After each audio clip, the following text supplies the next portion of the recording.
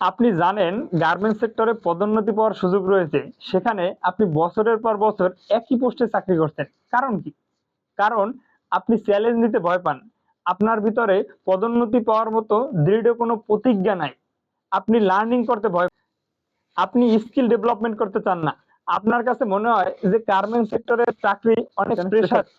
যদি অনেক প্রেশারের হতো তাহলে কেউ এই পোস্টে বা ওই পোস্টগুলোতে চাকরি করতে পারতো না।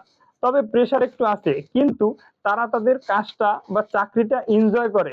কারণ তাদের একটা ফিউচার গোল আছে, তাদের একটা মাইন্ডসেট আছে যে আমি এরপরে অপারেটর থেকে এক্সিকিউটিভ, সুপারভাইজার, ইনচার্জ অথবা ম্যানেজার অথবা জিএম লেভেলের চাকরি করব।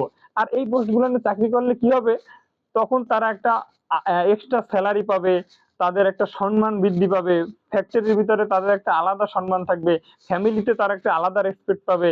এছাড়া তার ফ্যামিলি গুলো খুব ভালোভাবে চলাচল করতে পারবে।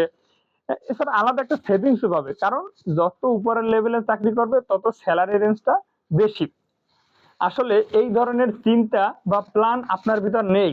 আর থাকলেও এই বিষয়টা কিভাবে বাস্তবে রূপ দেবেন অথবা অ্যাকশনে পরিণত করবেন, এই ধরনের একটা সাজানো গোছানো প্ল্যানও আপনার ভিতরে নাই।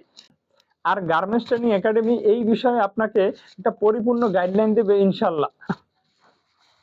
তাই আপনি যদি আপনার ক্যারিয়ার নিয়ে চিন্তিত থাকেন বা ক্যারিয়ারকে একটা ভালো পর্যায়ে নিয়ে যেতে চান, আপনি আপনার স্বপ্নগুলো পূরণ করতে চান, তাহলে স্ক্রিনে দেওয়া নাম্বারে যোগাযোগ করুন অথবা আমাদেরকে মেসেজ করে আরো বিস্তারিত জানতে পারেন। ধন্যবাদ।